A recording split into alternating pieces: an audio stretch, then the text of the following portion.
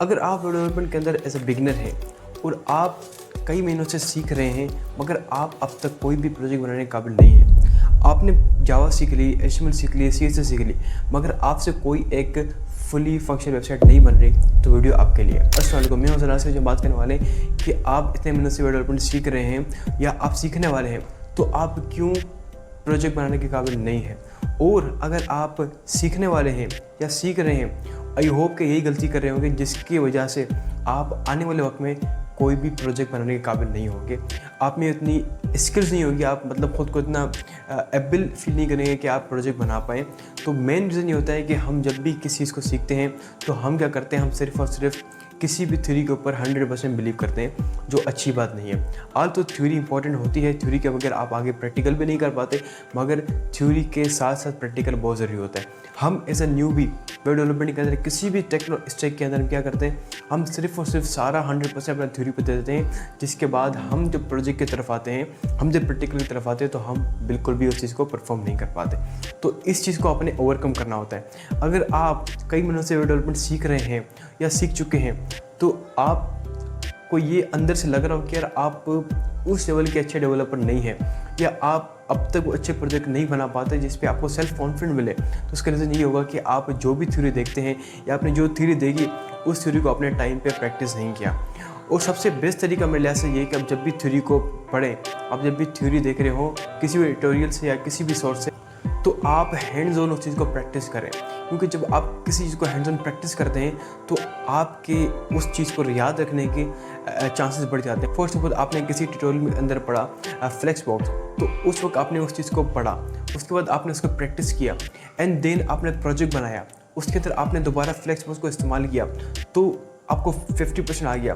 और उस टाइम अगर आप कहीं फंस गए तो आपने 50% दोबारा आपने कहीं से लर्न किया, रिकमेंडेशन आपको 50% आ गया। जब फोर्थ टाइम आप कहीं प्रोजेक्ट करेंगे तो ना ही आपको ट्यूटोरियल की जरूरत पड़ेगी, ना ही डॉक्यूमेंटेशन की, आपको फ्लेक्स बहुत 100% आपके जहन के अंदर बैठ चुका होगा।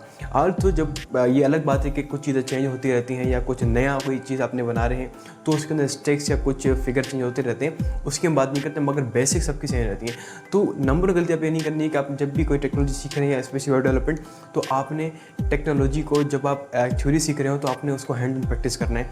और प्रैक्टिस का बेस्ट तरीका है कि आप जब भी प्रैक्टिस करें तो उसको आप एज अ प्रोजेक्ट बनाएं। कोई भी प्रोजेक्ट का बनाएं, आप एक पोर्टफोलियो वेबसाइट बनाना शुरू करते हैं, आप किसी एक वेबसाइट को देख के आप उसको क्लोन करना शुरू करते हैं, तो ये एक बेस्ट प्रैक्टिस होती है। आप उसको इंस्पेक्ट करते रहें, इंस्पेक्ट करने के साथ आप कोड देखें, आप पहले खुद से डिज़ाइन करें, आप देखें कि मेरे कोड में कितनी गलतियाँ हैं और उस कोड में कितना डिफरेंस है। इस तरह ये कोडर की पहचान होती है, क्योंकि जब उसको कंपेयर करके चलेंगे तो आप एक अच्छे वेब डेवलपर बनेंगे या कोडर बनेंगे। ठीक है, तो ये आपने गलती नहीं करनी, आपने जब भी कुछ सीखना है आपने उसको प्रैक्टिस करना है। नंबर 2 मिस्टेक क्या होती है कि हम समझ रहे होते हैं कि हम जो भी चीज़ सीख रहे हैं हमें उसे 100% सीखना है।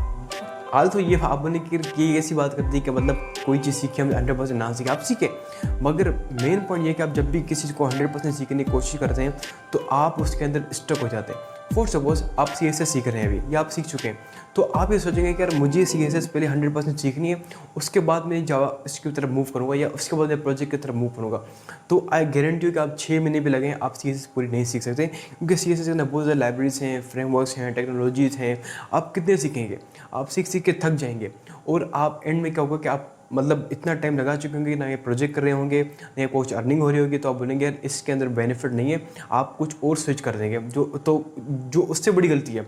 अगर आप एक चीज़ सेलेक्ट करते हैं, आप उसमें 2-3 महीने लगाते हैं, तो आपको चाहिए कि आप उस चीज़ को at the end of the day करते रहें, एटलीस्ट जब तक आप उसके अंदर मास्टर ना हो जाए। अगर उसके बाद अब कुछ नहीं हो रहा then you can move to another way, मगर जब तक आप उसके अंदर मास्टर नहीं होते आपने उसको नहीं छोड़ना है, ये बात याद रखना। अगर आप ये सोच रहे हैं कि यार मैंने 6 महीने वेब डेवलपमेंट कर ली, मैंने प्रोजेक्ट बनाया, मुझे ऑर्डर नहीं आ रहे या मुझे कोई जॉब नहीं दे रहा, तो ये हो सकता है कि आपको मार्केटिंग नहीं आ रही। Remember this thing in your mind के लर्निंग स्किल अलग चीज़ है, मार्केटिंग अलग चीज़ है, किस चीज़ को बेचना वो अलग चीज़ है, वो एक अलग अपने आप में स्किल है, उसको आपको सेपरेटली सीखना पड़ेगा, जो एक अलग स्किल है। ठीक है, उसके लिए आप टाइम निकालें, उसको आप अलग से सीखें। लाइक अगर आप फाइवर की तरफ जा रहे हैं, अपवर की तरफ जा रहे हैं, लिंक्डइन की तरफ जा रहे हैं, तो लिंक्डइन प्रोफाइल कैसे बनाते हैं, किस तरह जॉब को फिल्टर करते हैं, जॉब किस तरह देखते हैं, किस तरह रेज्यूमे लिखते हैं, किस तरह CV बनाते हैं, किस तरह आपका रेज्यूमे कैसे होना चाहिए, किस तरह अप्लाई करते हैं, तो ये अलग अपने आप में ट्रिक है, अलग स्किल मैं समझता हूँ इसको। ठीक है, आपने इसको अलग से सीखना है, वो एक अलग डिबेट है। मगर अभी आप जिस स्टेज पर हैं वो स्टेज है बिगिनर का, जिस पे आप सिर्फ सिर्फ चीज़ें सीख रहे हैं और सीखने के बाद आप उसको प्रोजेक्ट के ऊपर लाएँ और प्रोजेक्ट करें, देन आपके अंदर सेल्फ कॉन्फिडेंट आएगा। जब सेल्फ कॉन्फिडेंट आपके अंदर आ जाए देन फिर तो मतलब आप प्रोजेक्ट भी कर सकते हैं, आप ऑर्डर भी ले सकते हैं, आप किसी और की वेबसाइट के ऊपर आप इंटीग्रेट भी कर सकते हैं, आप बहुत कुछ कर सकते हैं। तो इन 2-3 बातों को अपने याद रखना है, कभी भी 100% के पीछे नहीं भागना है। आपको जितना जहाँ से मिले आप उसको ले लें, उसको अच्छे से समझें, प्रैक्टिस करें, फिर आगे बढ़ते रहें। तो नंबर 1 थिंग ये थी कि आपने जो भी चीज़ सीखनी है उसको प्रैक्टिस करनी है। नंबर 2 ये कि आपने 100% का नहीं भागना है, आपको जो जितना मिल रहा है आपने उसका सीखना है, प्रैक्टिस करना है और आगे बढ़ते चले जाना है। हत्ता कि आपको ज़्यादा टेक्नोलॉजी ना आ जाए, आप जावास्क्रिप्ट की तरफ जाएँ, उसके बाद आप टैलमेंट की तरफ जाएँ, उसके बाद बूटस्ट्रैप की तरफ जाएँ, उसके बाद आप अलग अलग रिएक्ट सीखें, उसके बाद व्यू की तरफ जाएँ, जिस तरफ जाना चाहते जाएँ, मगर अपनी इस स्किल के सर्कल को बड़ा करें। जब आपके स्किल्स का सर्कल बड़ा होगा तो यकीन माने आपके पास आइडियाज़ बढ़ेंगे तो उनकी इम्प्लीमेंटेशन ऑटोमेटिकली बढ़ेगी। जब इम्प्लीमेंटेशन को बढ़ेगी then you will become a valuable person. तो इन चीज़ों को ज़हन में रखना है, अपने इमेजिनेशन का सर्कल बड़ा रखना है, अपनी स्किल आप एक सर्कल बनाए, उसके अंदर लिखें आपको कितनी स्किल आती हैं। मे बी आज आपको HTML आती हो, उसकी से थोड़ी बहुत जावास्क्रिप्ट, मगर 1-2 महीने बाद आपको शायद रिएक्ट भी आता हो, 1-2 महीने बाद आपको शायद फुल नहीं एटलीस्ट हाफ 50% बूटस्ट्रैप भी आती हो, आपको टैलमेंट भी आती हो, आपको कुछ और ग्राफिकल लाइब्रेरीज भी आती हो जावास्क्रिप्ट की।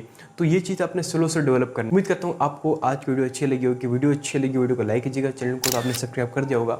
सो I will be meeting with next video. Till then keep learning, keep practising. अल्लाह हाफ़िज़।